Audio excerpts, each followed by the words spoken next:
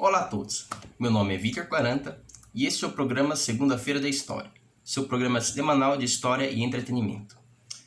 Poucos personagens tiveram tanta importância para a definição do território nacional quanto o diplomata e advogado Alexandre de Gusmão.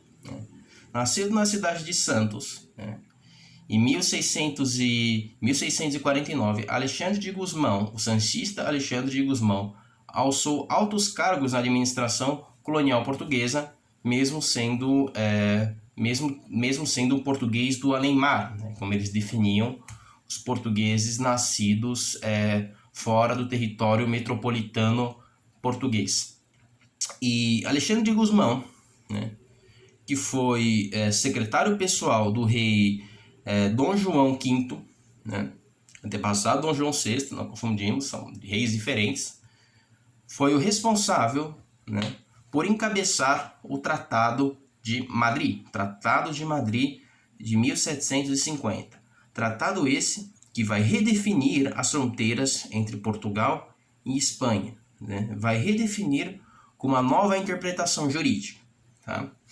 Antes do Tratado de Madrid, utilizava-se a delimitação por paralelos, que foi definida primeiramente pelo Tratado de Alcaçovas, que vai definir a primeira tentativa entre os reinos de Portugal e Castela, ou Portugal e Espanha, que nesse momento a Espanha ainda estava em formação como território, como Estado moderno, que vai ser estabelecida. A primeira tentativa de se estabelecer foi o Tratado de Alcaçovas, que foi em 1489, que se utilizava como parâmetro as delimitações geográficas. O que significou isso? O Paz de Alcaçovas. Após muitos conflitos entre Portugal e Espanha, conflitos esses que vão se dar nos mares, Portugal e Espanha vão estabelecer as Ilhas das Canárias como padrão de divisão entre seus domínios coloniais. Tudo que tivesse ao norte das Ilhas Canárias passariam a pertencer ao Reino da Espanha, e tudo que tivesse ao sul das Ilhas Canárias pertenceriam aos domínios portugueses. Tratado esse que lamentavelmente não se estuda muito nas escolas brasileiras, mas foi muito importante para a definição dos limites coloniais nesse final do século XV. Posteriormente, vamos ter a famosa Bula Intercaetano, que foi estabelecida, determinada pelo Papa Alexandre VI, ou Alexandre Borja. O Papa Borja, que era um Papa espanhol, eles vão determinar que o paralelo que determinou os domínios de Portugal e Espanha vão ser substituídos por um meridiano. Nessa época, o papado tinha uma grande importância na Europa, inclusive em questões diplomáticas. O que vai acontecer? Que além de substituir o paralelo pelo meridiano, Portugal e Espanha terão como obrigação expandir, além do Império, a fé católica em todo o mundo. E um ano depois, estamos falando de 1449, Portugal vai se aproveitar da fragilidade relativa da Espanha naquele período, que estava entre uma guerra contra a Granada, que era o último domínio árabe muçulmano na Europa, na Península Ibérica. Eles vão se aproveitar de uma guerra civil e vão reconquistar aquele território, a cristandade, território esse que ficou por séculos na mão dos muçulmanos. Se aproveitando desse momento, Portugal vai impor à Espanha o Tratado de Tordesilhas, tratado que vai conseguir expandir o meridiano no sentido oeste, meridiano esse que vai acabar incluindo o atual território brasileiro. Ninguém sabe ao certo se os portugueses tinham conhecimento de que uma terra existia naquela região. No entanto, graças ao Tratado de Tordesilhas, Portugal vai conseguir colocar os pés na América. E a colonização da Espanha e de Portugal, da América, do continente americano, para a gente da América do Sul, ela vai se dar em dois eixos. Os espanhóis eles vão vir pelo norte, com Francisco o Francisco Pizarro, né, século XVI, vão dominar aquela região andina, que corresponde ao atual Peru, Bolívia, né, Colômbia, Chile. Vão se concentrar naquela região, que era a região onde você via maior demografia e maior minas de prata e de ouro, onde eles vão extrair significativa riqueza daquela região, riqueza essa que vai ser transportada em um sentido pelo Rio da Prata e no outro sentido pelo porto de Antofagasta, no atual Chile. Né? Um vai sentido à Europa e outro vai sentido ao comércio asiático. Portugal estabeleceu seus domínios na maior parte do período colonial de uma franja que vai do Rio Grande do Norte a Santa Catarina. Né? Tanto que durante o Brasil colonial, né, das vilas e cidades que haviam no Brasil, foram mais de 13 vilas e cidades que haviam no Brasil, eram 3 cidades, né, João Pessoa, Salvador e Rio de Janeiro. E as vilas, né, como São Vicente, Itanhaém, também vai ter Olinda, né? São Paulo, a cidade de São Paulo de Piratininga foi a única vila estabelecida no continente, né?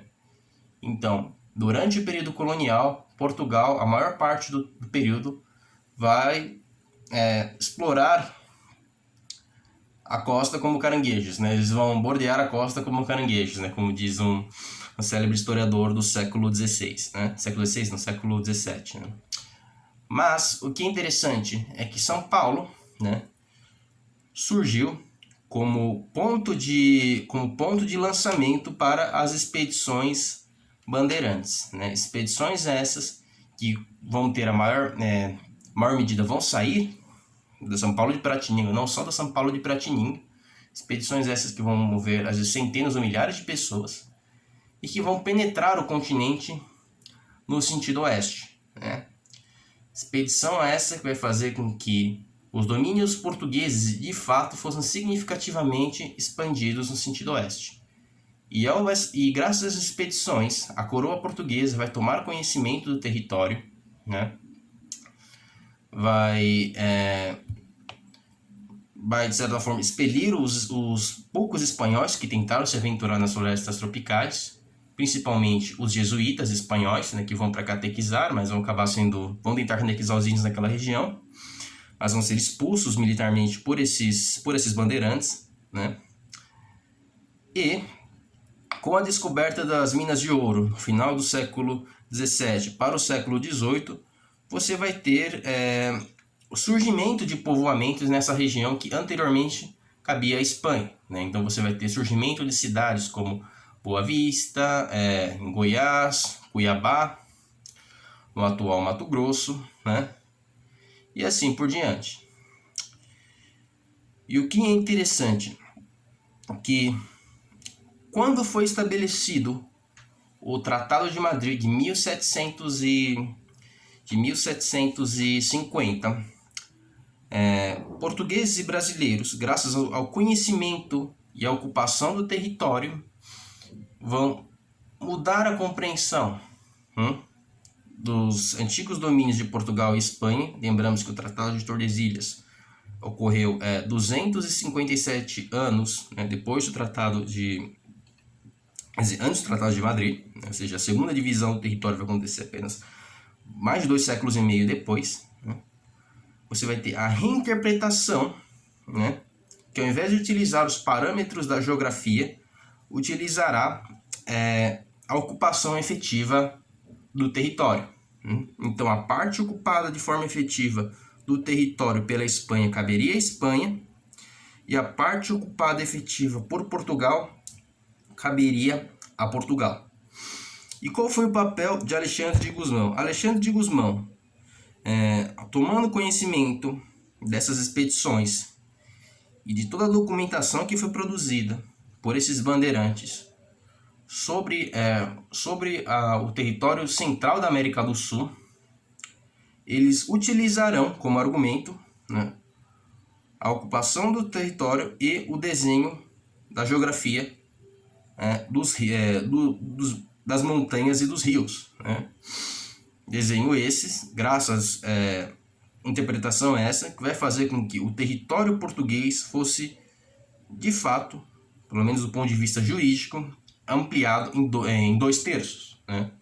Que vai formar quase a totalidade do território brasileiro conhecido nos dias de hoje. Ou seja, antes mesmo da família real portuguesa vir ao Brasil em 1808, e em um país cuja demografia era desconhecida, mas estimam-se em menos de 9 milhões de pessoas, né? Um país extremamente desguarnecido, né? Em grande medida também povoados por índios que nunca haviam tido contato com Portugal.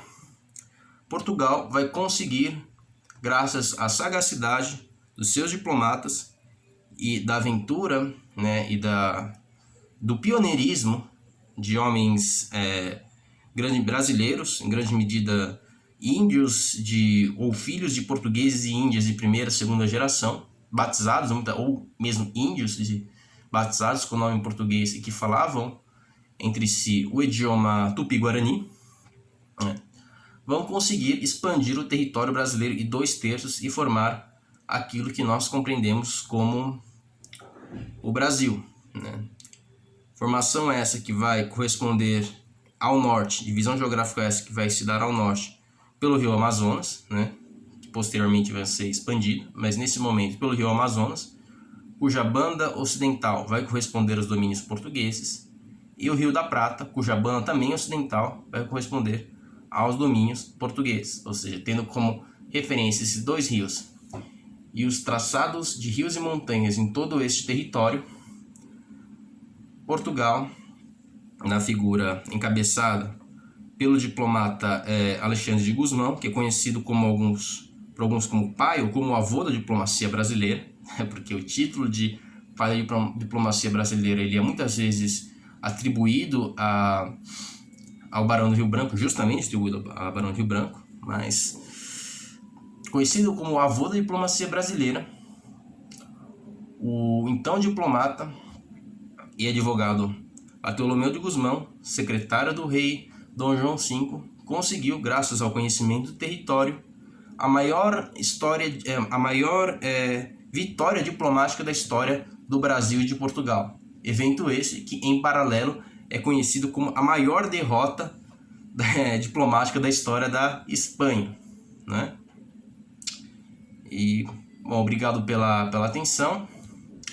Espero que vocês tenham gostado e até a próxima segunda-feira.